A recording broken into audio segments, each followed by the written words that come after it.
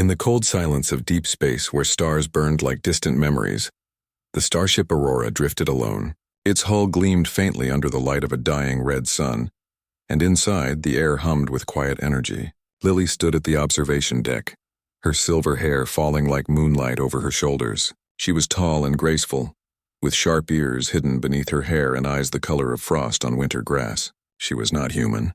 She was elven, one of the last from Silthara, a world now lost to time and cosmic disaster. At her feet, curled on a soft mat woven from solar fibers, lay Ember. The dragon was small, no bigger than a house cat, but her presence filled the room.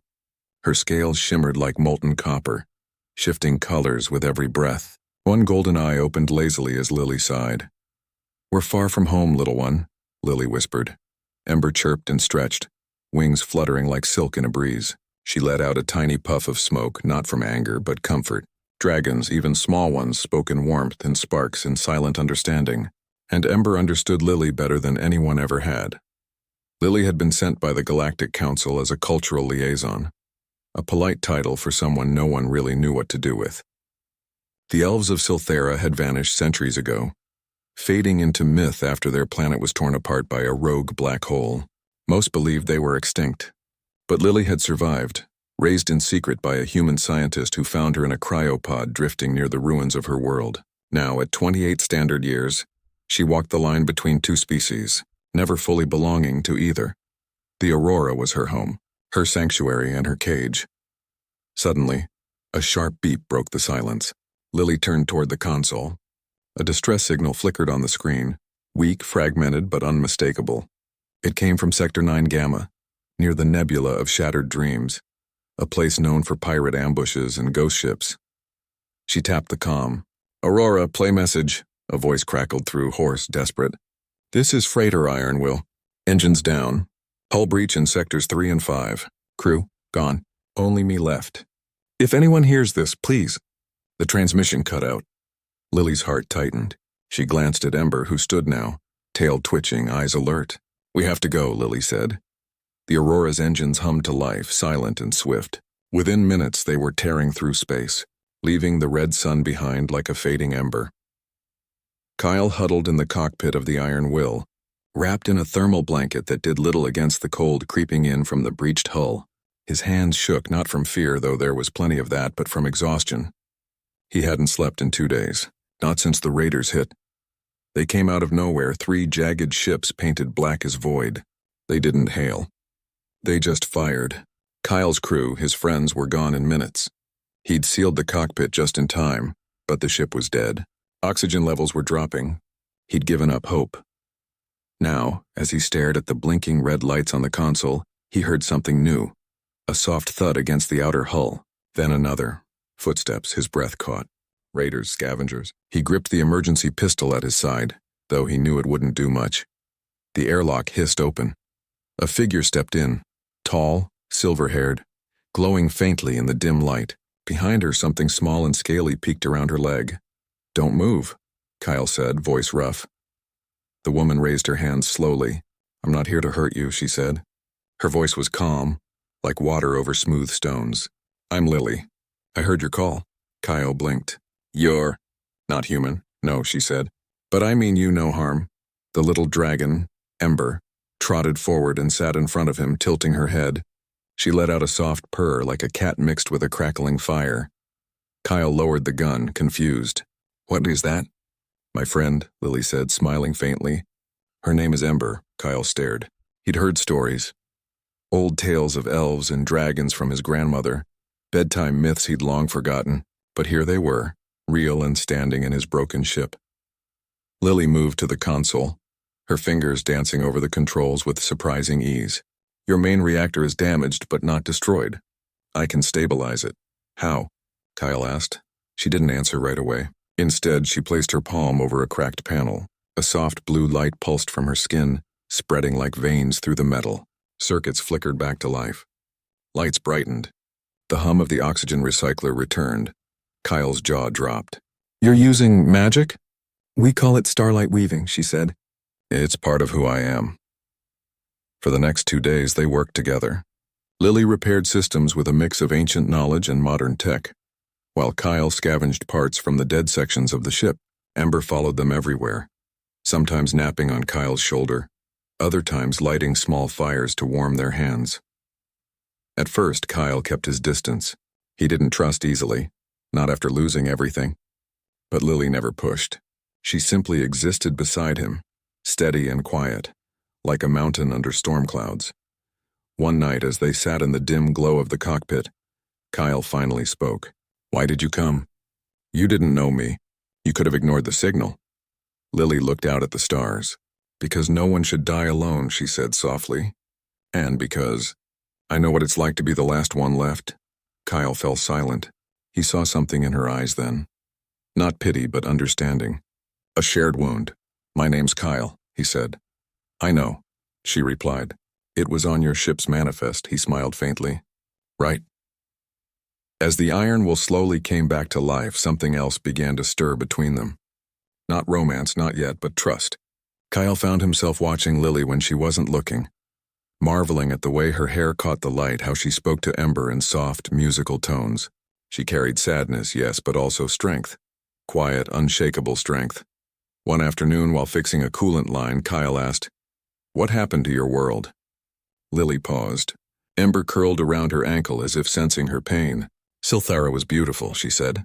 "Forests that sang, rivers that glowed at night, cities grown from living trees. But the black hole, it didn't just destroy the planet. It erased it from memory. Most records were lost. People forgot we ever existed. But you remember," Kyle said. "Every day," she whispered. Kyle reached out, almost without thinking, and touched her hand. She didn't pull away. For a moment, they just stood there. Two lost souls in a broken ship finding warmth in the dark. By the fifth day, the Iron Will was spaceworthy again. Barely. Lily knew she should return to the Aurora. Her mission wasn't to rescue stranded pilots, but something held her back. "You don't have to go," Kyle said, as if reading her thoughts. "The Council will wonder where I am," she replied. "Let them wonder," he said. "You saved my life. The least I can do is give you a ride." She looked at him, then at Ember, who was already hopping into the co-pilot seat like she owned it. "All right," Lily said, a small smile forming, but only to the nearest station. As the Iron Will lifted from the wreckage, engines groaning but alive, Kyle felt something he hadn't in years. Hope. And Lily, for the first time since Silthara fell, didn't feel alone. They set a course for the frontier station Orion's Rest, a bustling hub on the edge of human-controlled space. Neither knew what waited for them there. Bureaucrats, bounty hunters, or maybe just another quiet corner of the galaxy. But for now, they had each other. And Ember, of course, who had already claimed Kyle's jacket as her new nest. As the stars stretched into lines around them, Lily leaned back in her seat and closed her eyes. Ember purred in her lap. Kyle glanced over, and for the first time, he didn't see an alien. He saw a friend. Maybe more. The universe was vast and often cruel. But in that moment, aboard a patched-up freighter with a silver-haired elf and a dragon no bigger than a loaf of bread, it felt kind, and their journey, just beginning, promised more than survival. It promised a new story, written not in blood or fire, but in quiet courage, shared silence, and the gentle spark of something like love. Part 1 ended not with a bang, but with a whisper of what could be, carried on the wings of a tiny dragon, and the steady heartbeat of two souls who had found each other in the dark. The Iron Will limped into orbit around Orion's Rest, its hull patched with weld seal and hope. From the cockpit, Kyle watched the station spin slowly against the starfield, a massive ring of metal and light, bustling with ships of every shape and origin. It was safe. Mostly. Lily sat beside him, her fingers resting lightly on Ember's back. The little dragon had grown fond of the co-pilot's seat, often curling up there with a satisfied chirp. She'd even started nudging the controls with her snout as if offering suggestions. "They're hailing us," Kyle said, nodding to the comm panel. Lily took a breath. "Answer it," a sharp voice crackled through. "Freighter Iron Will, you are not cleared for docking. State your business and crew status." Kyle leaned forward. "This is Kyle Reed. I was attacked by Void Raiders near Sector 9 Gamma. Lost my crew. Rescued by a private contractor." He glanced at Lily. "We need medical, fuel, and repairs." A pause. Then, scans showed 2 life signs and An unknown biological. Explain. The third is a pet, Kyle said quickly. Harmless. Another pause, longer this time. Finally, dock at Bay 12. Quarantine protocols apply. Do not leave your ship until cleared. The channel clicked off. Lily exhaled. They sensed Ember. Or you, Kyle said quietly. They sat in silence as the docking clamps engaged with a soft thud. Outside, armored drones swarmed the hull, scanning for threats. Ember hissed, scales flaring red for a moment before calming under Lily's gentle hand. It'll be all right, she whispered, more to herself than to the dragon. Hours passed. No one came. The ship's systems hummed low, power conserved. Kyle paced the narrow corridor while Lily meditated in the cargo hold. Ember coiled in her lap like a living scarf. Then, heavy footsteps echoed on the outer ramp. The airlock cycled open. 2 figures stepped in, both in gray uniforms marked with the insignia of the Frontier Security Alliance. One was tall with a shaved head and cold eyes. The other carried a scanner that beeped nervously near Ember. Identify yourselves, the tall one said. Kyle Reed, Kyle said. Freighter pilot. The officer turned to Lily. And you? Lily, she said simply. Species? She hesitated. Siltheran. The officers exchanged glances. The scanner beeped faster. Silthera's been listed as extinct for over 200 years. You're either lying or you're a bioanomaly. I'm neither, Lily said, standing slowly. Ember rose with her, wings half spread. Step away from the creature, the second officer ordered, raising a stun baton.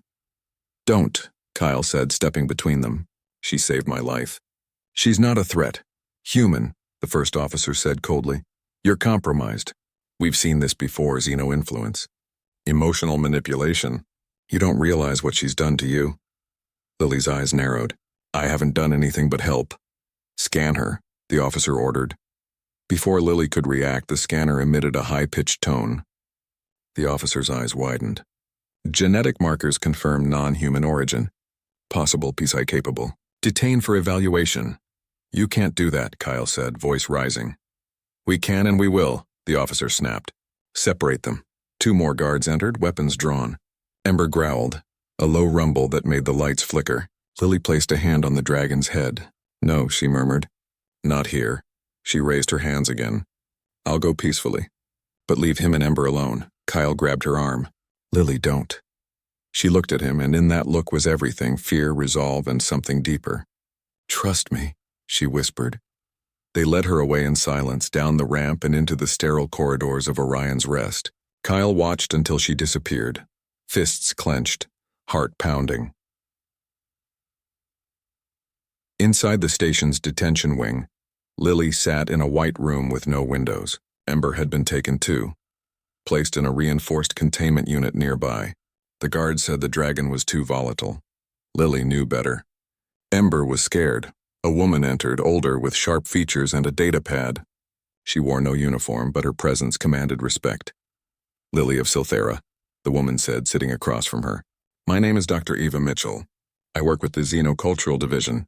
Am I under arrest? Lily asked. Technically no, Eva said. But your existence raises complications. The Council declared your species extinct.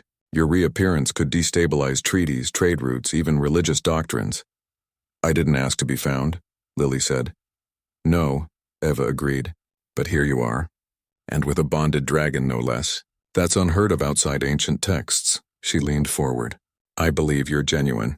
But others won't. They'll want to study you, dissect your biology, test your so-called magic. Lily's stomach twisted. I won't be a lab specimen. Then you'll need proof of peaceful intent, Eva said. Something undeniable. Like what? Eva smiled faintly. Like healing. Meanwhile, Kyle refused to leave the Iron Will.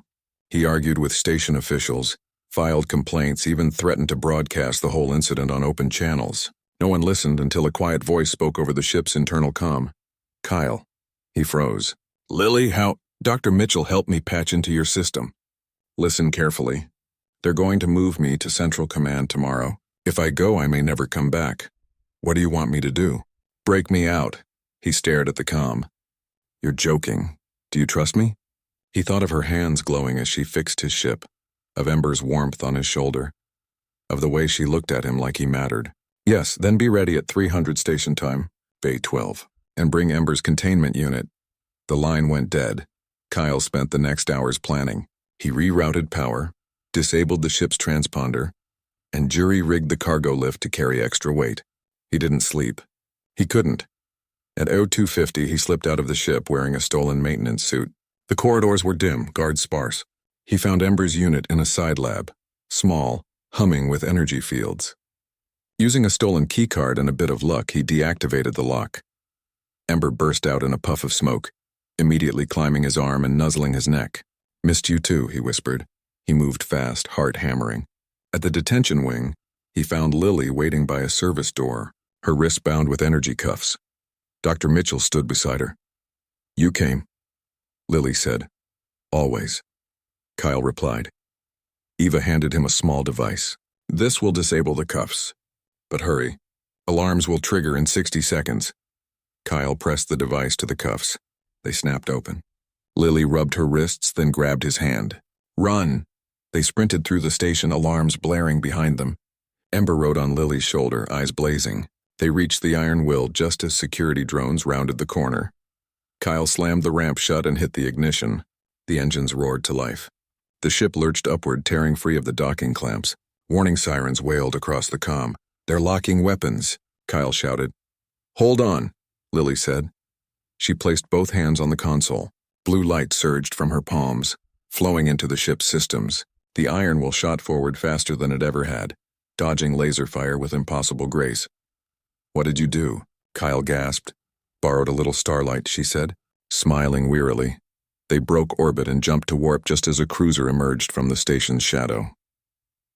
In the quiet of deep space, far from prying eyes, they finally breathed. Ember curled up on the nav console, exhausted but content. Kyle slumped in his seat, running a hand through his hair. "Now what?" Lily looked at him. "Now we disappear. Where do we go?" "To the fringe," she said. "Beyond council space. There are old Siltheran outposts, hidden, forgotten. Maybe even other survivors," Kyle nodded slowly. "All right. But we do it together." She studied him. "You gave up everything for me. Your ship, your clearance, your safety. You gave me a reason to keep going," he said. "That's worth more." Ember chirped in agreement, sending a tiny spark into the air. Lily reached over and took his hand. This time, he didn't pull away. They set a new course, not toward safety, but toward mystery. Toward hope. The iron will, battered but unbroken, sailed into the unknown, carrying two souls who had chosen each other over the rules of a cold universe. And as the stars blurred into streaks of light outside the viewport, Lily whispered an old Siltheran blessing, one for travelers, for lovers, for those brave enough to rewrite their fate. Ember purred. Kyle smiled. And for the first time in a long time, the future didn't feel like an ending. It felt like a beginning. The iron will drifted through the fringe, the lawless stretch of space beyond the reach of the Galactic Council, where stars burned dim and secrets ran deep. Kyle guided the ship with steady hands, eyes scanning the void for threats. Lily sat beside him, her fingers tracing faint symbols in the air, reading the old star charts passed down through Siltheran memory. Ember dozed on the console, tail flicking in her sleep. They were running low on fuel, food, and time, but they had something more valuable now: direction. Lily believed an old Siltheran way station still existed near the Ghost Nebula, hidden inside a dead moon called Vera. It was a long shot. Most records said it had been destroyed centuries ago, but Lily remembered stories her guardian used to tell. Stories of a sanctuary that could not be found unless you knew how to listen to the stars. "We're close," she said softly. Kyle glanced at her. "How can you tell?" "The stars sing differently here," she replied. "Can't you hear it?" He couldn't, but he trusted her. As they neared the Ghost Nebula, a swirling cloud of violet gas and silent wreckage, they found the moon, small, gray, and lifeless on scans. But Lily's eyes lit up. "There," she pointed. "The entrance is hidden in the crater on the far side." Kyle circled the moon slowly. Sensors showed nothing unusual, just rock and dust. But when Lily held out her hand, a soft hum filled the cockpit. Ember lifted her head, scales shimmering with anticipation. "Activate the harmonic pulse," Lily said. Kyle frowned. "We don't have that." "Use the comms array," she urged. "Broadcast this frequency." She tapped a sequence into the console. Notes, not numbers like music. He hesitated. then obeyed. The ship emitted a low tone, barely audible. For a moment, nothing happened. Then the moon's surface rippled. A section of the crater wall shimmered like water and parted, revealing a dark tunnel lined with glowing blue crystals. The iron will shuddered as an unseen force pulled it gently inside. They landed in a vast cavern, lit by bioluminescent vines that clung to the walls like veins of light. The air was fresh, scented with something earthy and sweet. Silence reigned, but it was a warm silence like the hush of an ancient forest at dawn. Lily stepped out first, bare feet touching the smooth stone floor. She closed her eyes and breathed deeply. "It's still alive," she whispered. Ember leapt down and scampered ahead, sniffing the air. She let out a happy chirp and vanished around a corner. "Wait," Kyle called, following with a handheld lamp. The cavern opened into a grand hall, tall arches woven from living wood, walls covered in carvings of stars and dragons, and in the center, a pool of still water that reflected the ceiling like a mirror. Floating above it was a soft, pulsing orb of light. "What is that?" Kyle asked. "The Heartstone," Lily said, awe in her voice. "It holds the memories of my people, their songs, their knowledge, their magic." She approached slowly, hands outstretched. The orb drifted toward her, glowing brighter. When her fingers touched it, light exploded through the chamber, not blinding but warm, like sunlight through leaves.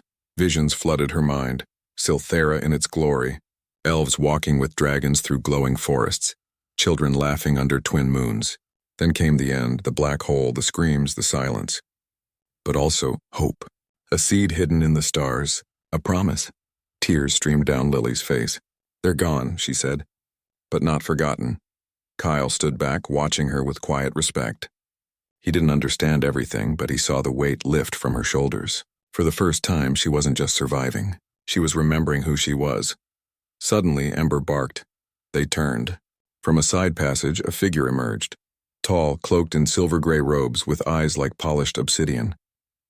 Behind them, two more shapes followed. Dragons, but not small like Ember. These were full-grown, wings folded, scales the color of storm clouds. Lily gasped. "You're real." The figure lowered their hood, an elven woman, older, with silver-streaked hair and deep lines of sorrow and strength. "We felt the Heartstone awaken," she said, voice like wind through ancient trees. "We thought we were the last, and who are you?" Lily asked. "I am Melis," the woman said, "keeper of the last sanctuary, and you are Lily of the Lost Branch." Melis stepped forward, studying Lily with eyes that saw more than flesh. "Your magic is wild, untamed. You were raised among humans." "Yes," Lily admitted, "but I never forgot Silthera." Melis smiled faintly. "The Heartstone remembers you. That is enough." She turned to Kyle, who stood awkwardly near the ship. "And this human. He carries no weapon, yet he walks beside you like a shield." "Why? Because he chose to," Lily said firmly. "He's my friend, my—" "More than that." Melis studied him a moment longer, then nodded. "Then he is welcome. For now." Over the next few days, the sanctuary came alive. The other elves, only 7 in total, emerged from hidden chambers. They were quiet, cautious, but curious. They watched Lily with a mix of wonder and grief. She was proof their world had not vanished without a trace. Ember made fast friends with the larger dragons, chasing them through the halls and riding on their backs during short flights in the upper caverns. Kyle helped repair the sanctuary's failing power grid, using human tech to patch elven systems. He didn't understand their magic, but he respected it. One evening, as he worked near the Heartstone pool, Melis approached. "You love her," she said. Not as a question. Kyle looked up, surprised. "It's complicated. Love is never simple," Melis said, "especially between species. But the heart does not care for borders. I don't know if I deserve her," he admitted. "She's extraordinary, and you gave her a home when she had none," Melis replied. "That is not nothing." Later, Lily found him sitting alone on a stone ledge overlooking the cavern. She sat beside him, their shoulders touching. "They're talking about staying," she said, "rebuilding, maybe even reaching out to other hidden enclaves." "And you?" he asked. "I want to stay," she said, "but only if you're with me." He looked at her, really looked. "I've got nowhere else to go, and no one else I'd rather be with." She smiled, and for a moment, the whole cavern seemed to glow. But peace never lasts long in the fringe. On the 7th night, alarms blared through the sanctuary, not elven alarms, but human ones. Kyle had rigged early warning sensors to the outer tunnel. Something was coming. They gathered in the main hall. Malus stood at the front, face grim. Scanners show a warship. Council markings. They found us, Lily whispered. Not just them, Kyle said, checking the feed. Void Raiders, too.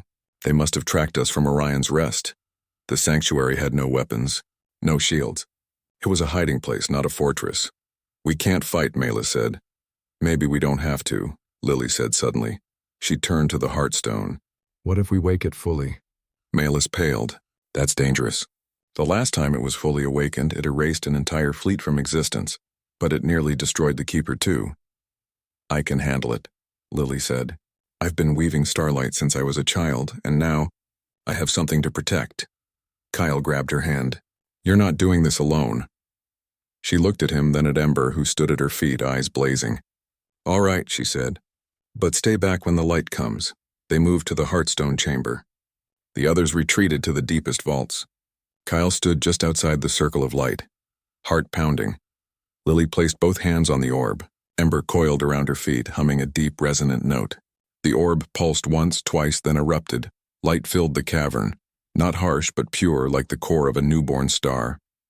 It flowed through the tunnels, out the entrance, into space itself. The approaching ships froze. Systems failed. Weapons powered down. Crews reported visions.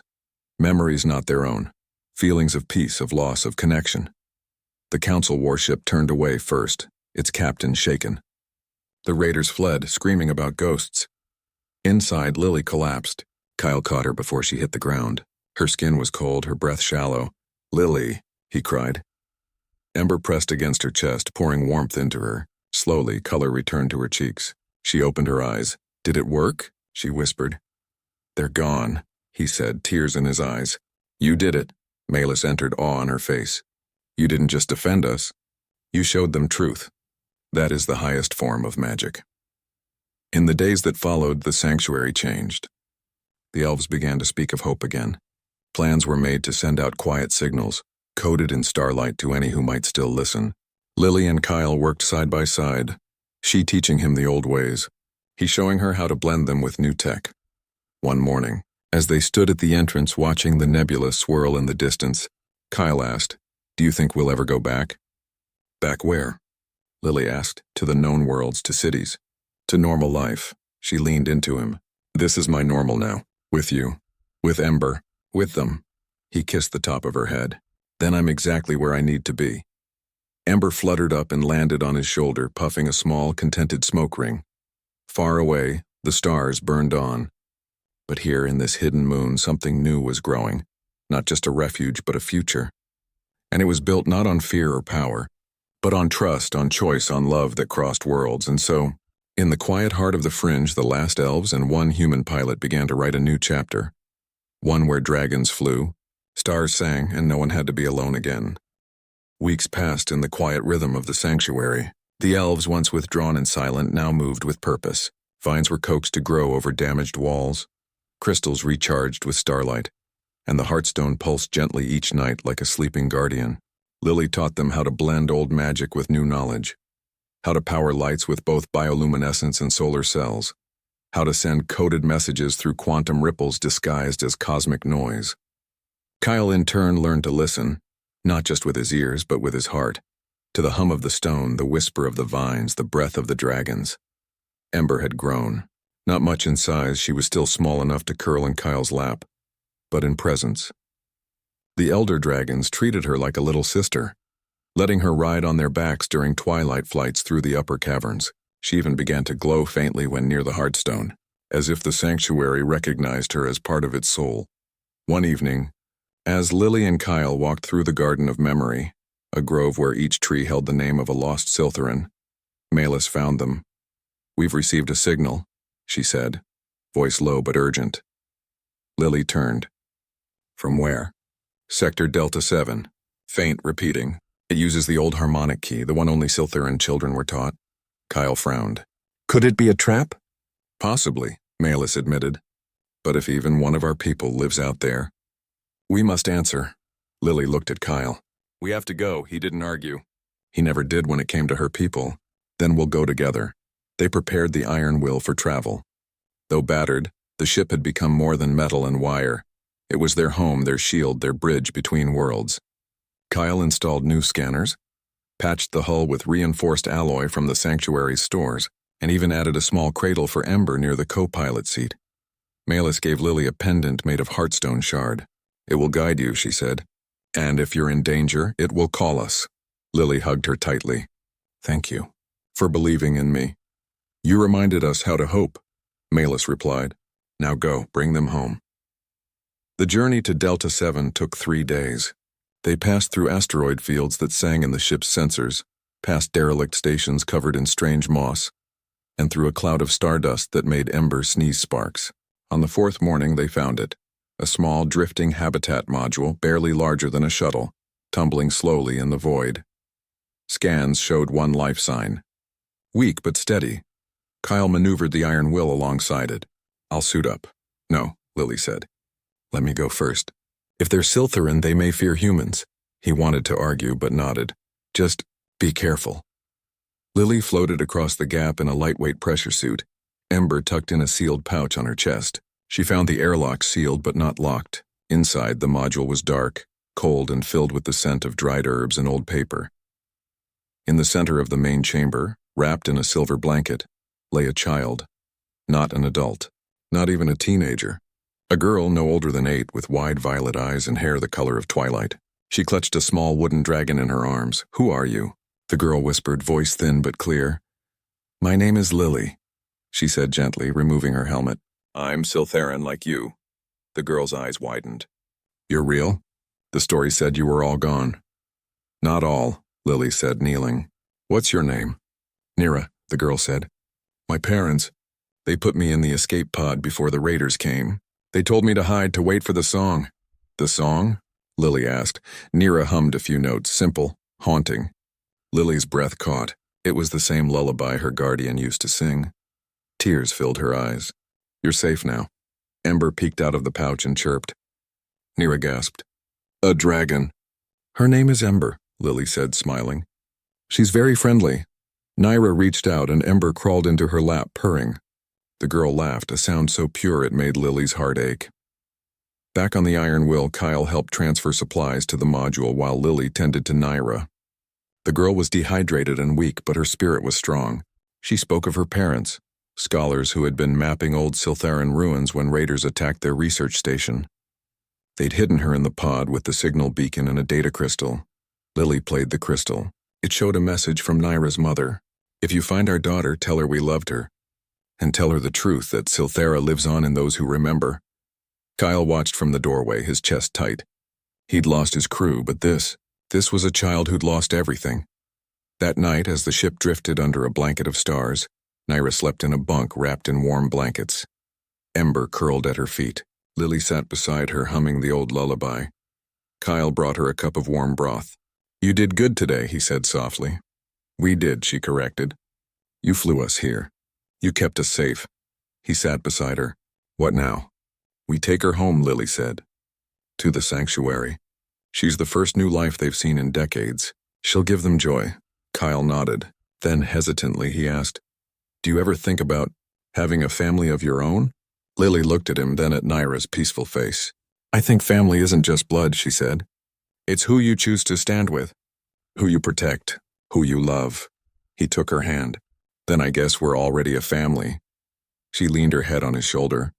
"I guess we are." The return trip was quieter but lighter. Nira recovered quickly, asking endless questions about dragons, stars, and Earth. She adored Kyle, calling him Sky Father after learning he flew the ship. He blushed every time but never corrected her. Ember and Nira became inseparable. The little dragon taught her how to sense emotions through warmth, and Nira, in turn, taught Ember new games using light-refracting crystals. When they arrived at the sanctuary, the elves gathered at the entrance. Malus stepped forward, eyes filling with tears as she saw Nira. "A child," she whispered. "A true child of Silthara." Nira ran to her and Malus knelt, embracing her like a grandmother reunited with a lost grandchild. Over the next days, the sanctuary transformed again. Rooms were prepared, songs were sung, and for the first time in generations, a child's laughter echoed through the halls. Lily and Kyle watched from a balcony as Nira played with Ember near the Heartstone pool. "She's going to grow up here," Kyle said. Safe. Loved. Because of you, Lily said. Because of us, he replied. But peace once more was fragile. One night the pendant Malus had given Lily grew hot. It glowed red. At the same time, the Iron Will's long-range sensors picked up a massive energy signature, bigger than any council ship, bigger than anything Kyle had ever seen. They rushed to the observation chamber. On the screen, a vessel emerged from warp. It was black, sleek, and shaped like a claw. No markings. No signals. Just silence. Void Reapers. Kyle breathed. They're the worst of the raiders. They don't just steal, they erase. No survivors, no traces. Why are they here? Lily asked. They must have tracked Nyra's pod, he said, or followed our ship. Panic spread through the sanctuary. The elves had no weapons. The Heartstone was still recovering from its last use. And this ship. It radiated death. Malus called a council. We must evacuate. There's nowhere to go, one elder said. Then we fight, Lily said. With what? Another asked. With what we have, she replied. Starlight, memory, and each other. Kyle turned to her. I have an idea, risky, but it might work. They worked through the night. Kyle modified the Iron Will's core to emit a pulse mimicking the Heartstone's frequency, but inverted, like a scream instead of a song. Lily wove her magic into the ship's hull, making it resonate with Siltheran energy. Ember and the Elder Dragon stood ready, not to attack but to shield the sanctuary with their bodies if needed. At dawn, the Reaper ship entered orbit. Kyle piloted the Iron Will out alone. If this works, they'll think the sanctuary is a weapon, he explained. They'll focus on me. If it doesn't? Lily asked. Then I buy you time to hide Nyra and the others. She kissed him, quick, fierce, full of everything words couldn't say. Come back to me. Always, he promised. The Iron Will shot into space, broadcasting the false signal. The Reaper ship turned instantly, weapons charging.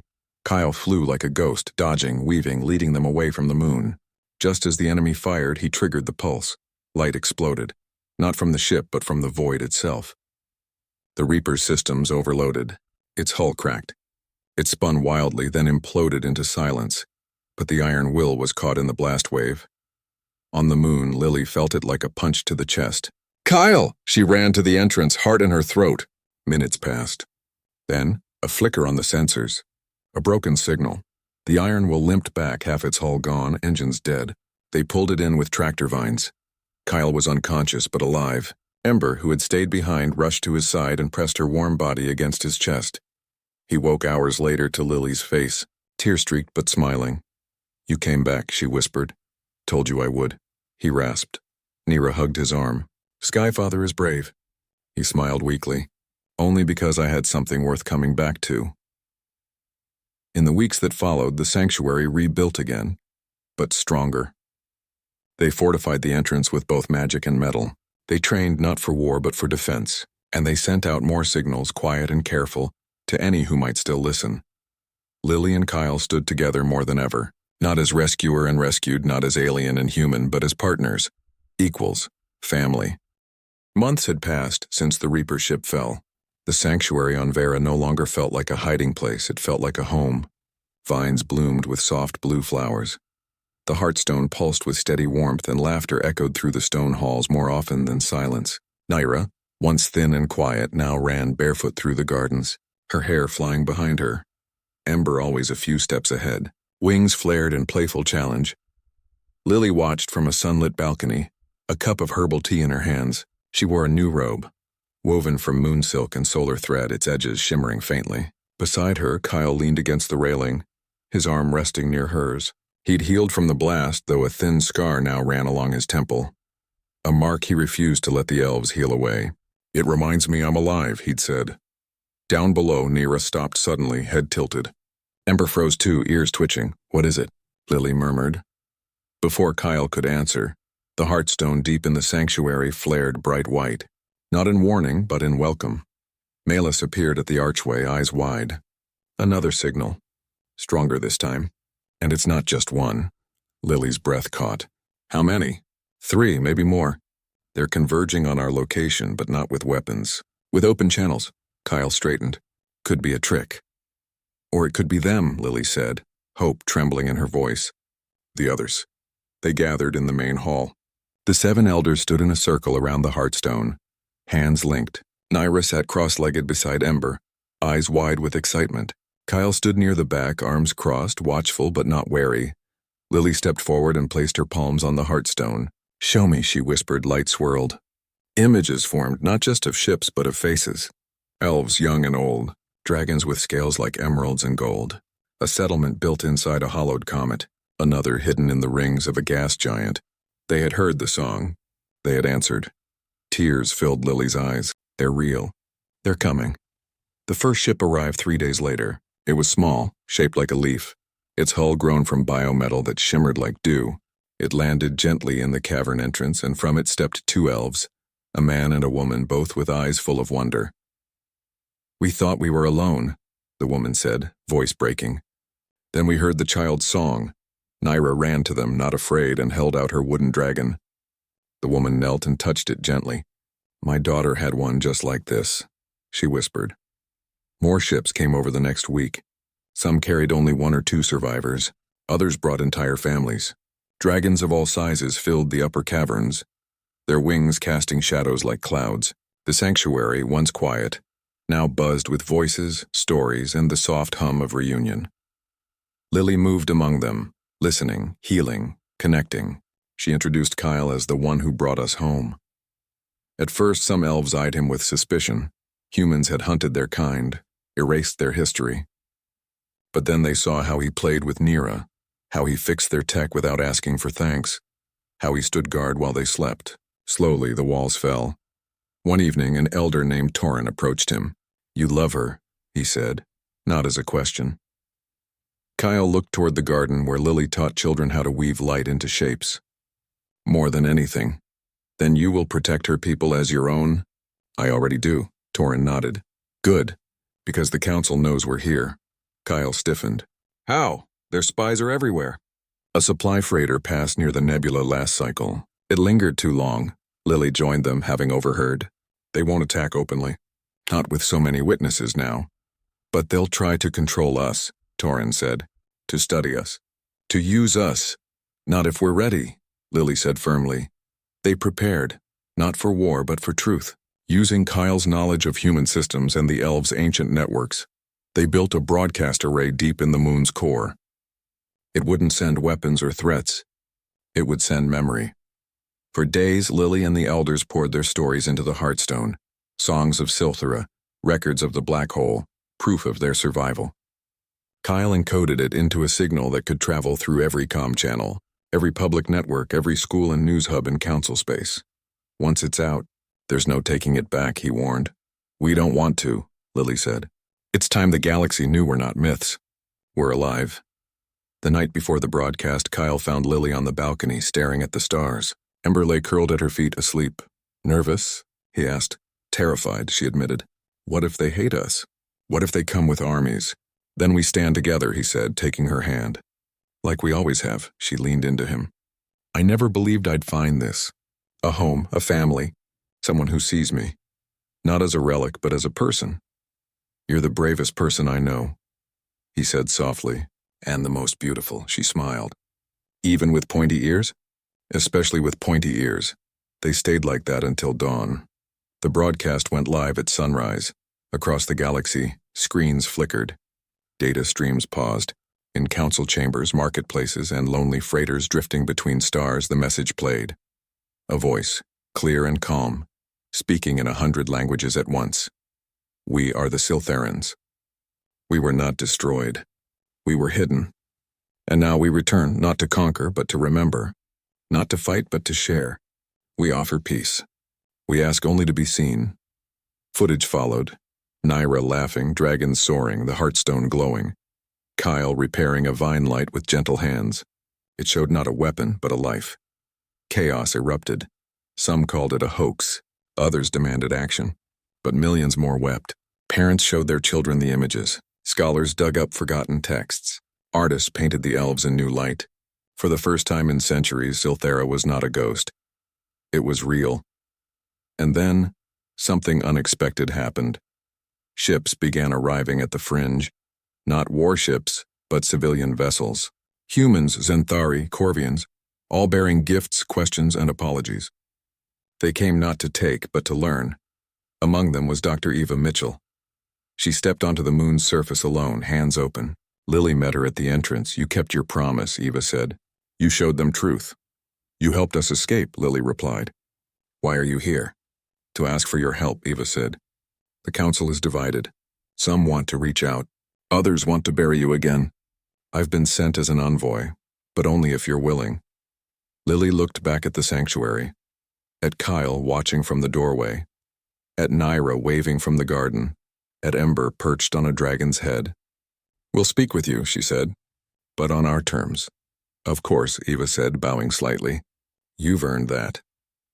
Weeks turned into months. The sanctuary became a bridge. Elves taught starlight weaving to curious scientists. Kyle helped design hybrid ships that ran on both magic and mechanics. Naira, now fluent in 3 languages, became a tiny ambassador, explaining dragon behavior to wide-eyed children from a dozen species. One afternoon, as Lily and Kyle walked through the newly expanded gardens, now filled with alien flowers that glowed in harmony with Siltheran vines, he stopped. I've been thinking, he said. About what? About us. About forever. He reached into his pocket and pulled out a small ring. Not metal, but a band of heartstone and iron, fused together. It's not fancy, but it's us. Old and new, magic and machine. Lily's eyes filled with tears. Kyle, I don't need a big ceremony, he said. Just you, and Ember, and maybe Naira as our witness. She threw her arms around him. Yes, she whispered. 1,000 times, yes. Ember, who had been napping nearby, shot up and circled them, puffing happy sparks. Naira came running, squealing. You're getting married. That night, under a sky full of twin moons, one real, one projected by the Heartstone for tradition, they exchanged vows. Melee spoke the old words. Eva stood among the guests, smiling. Dragons formed a living arch above them, and as Lily and Kyle kissed, the entire sanctuary glowed with shared joy. Far away in the heart of council space, a new school opened. Its name, the Siltheran Institute of Harmony and Memory. Its first lesson, that love, courage, and kindness can cross any boundary, even the stars. And on a quiet moon in the fringe, a human, an elf, a child, and a dragon sat together on a balcony, watching the stars not as strangers but as family. Their story was no longer about survival. It was about belonging, and it would echo through the galaxy for generations to come.